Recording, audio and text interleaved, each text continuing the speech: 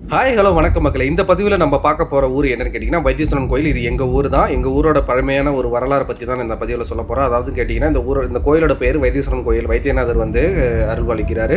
இந்த வைத்தீஸ்வரன் கோயிலோட பேரையே இந்த ஊருக்கு வச்சுட்டாங்க. இது எங்கே இருக்குன்னு கேட்டிங்கன்னா மயிலாடுதுறை மாவட்டம் சீர்காழி வட்டத்தில் இருக்கிறது. இந்த கோயிலோட மிகப்பெரிய சிறப்பு என்னன்னா, வைத்தியநாதர் ஒரு வைத்தியராகவும் அவர் வெளியூரிலிருந்து புள்ளியிருக்கும் வேலூருக்கு இங்கே மூலிகை பறிப்பதற்காக வந்ததாகவும் இங்கேயே அதற்கு பிறகு மக்களுக்கு அருள்பாலிப்பதற்காக இங்கேயே தங்கிட்டதாகவும் ஒரு புராண வரலாறு இருக்கிறது. அது மட்டுமல்லாது இது ஒரு செவ்வாய் ஸ்தலம் என்பதால் செவ்வாய் தோஷம் உள்ளவர்கள் நிவர்த்தி செய்வதற்காக இங்கே பரிகாரம் பண்ணப்படுகிறது. அதே போன்று மிகப்பெரிய ஒரு விஷயம் என்னவென்று கேட்டால், நாடி ஜோதிடத்திற்கு பெயர் போன ஊர் வைத்தீஸ்வரன் கோயில். அது மட்டுமல்லாது ஜடாயு ராமாயணத்தில் சொல்லக்கூடிய ஜடாயு குண்டம் இங்கே தான் இருக்கிறது. அதாவது ஜடாயுவின் இறக்கை வெட்டப்பட்டு விழுந்த இடம் இந்த வைத்தீஸ்வரன் கோயில்.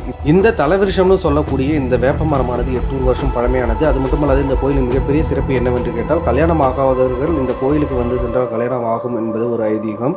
ஓகே மக்களே, இந்த பதிவு உங்களுக்கு பிடிச்சிருக்குன்னு நான் நம்புகிறேன். உங்களுக்கு இந்த பதிவு பிடிச்சிருந்தால் லைக் பண்ணுங்கள், ஷேர் பண்ணுங்கள், கமெண்ட் பண்ணுங்கள்.